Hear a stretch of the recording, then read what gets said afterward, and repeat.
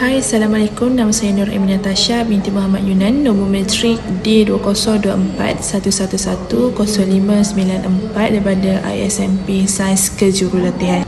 Poster ini menerangkan tentang persekitaran pembelajaran optimum, iaitu suasana pembelajaran yang kondusif untuk meningkatkan kualiti pembelajaran, penlibatan pelajar dan juga keberkesanan pengajaran. Terusnya, komponen persekitaran pembelajaran optimum.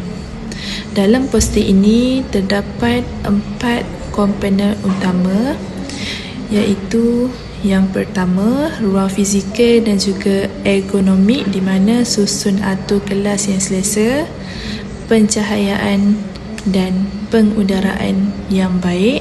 Seterusnya, perabot yang sesuai dengan pelajar. Komponen yang kedua adalah hubungan yang positif, di mana hubungan baik antara guru dan juga pelajar. Selain itu, pelajar berasa selamat untuk bertanya dan juga berkongsi idea. Seterusnya, yang ketiga ialah media dan sumber pembelajaran, di mana penggunaan bahan visual, teknologi dan bahan interaktif, contohnya video, poster, QR, kod dan bahan digital. Yang terakhir pula ialah pengurusan kelas, di mana kawalan kelas yang sistematik dan peraturan yang jelas dan suasana pembelajaran yang teratur. Semua komponen ini saling berkait untuk mewujudkan pembelajaran yang berkesan. Seterusnya, contoh aplikasi dalam pengajaran. Poster ini juga menunjukkan contoh aplikasi dalam bilik darjah. Antaranya ialah yang pertama, penggunaan ruang kelas yang selesa. Yang kedua, penggunaan bahan pengajaran yang menarik.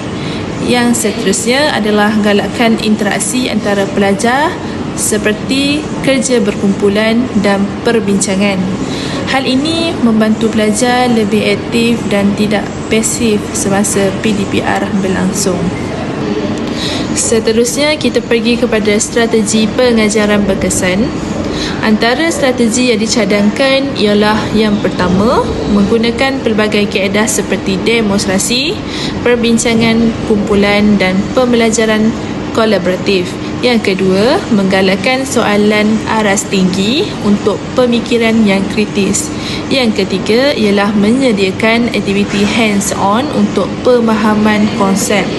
Yang terakhir ialah melaksanakan penilaian formatif secara konsisten bagi memantau kemajuan pelajar. Kesimpulannya, persekitaran pembelajaran yang optimum bukan sahaja bergantung kepada bilik darjah, tetapi juga melibatkan hubungan, strategi pengajaran dan penggunaan sumber pembelajaran yang sesuai bagi memastikan pembelajaran yang lebih berkesan.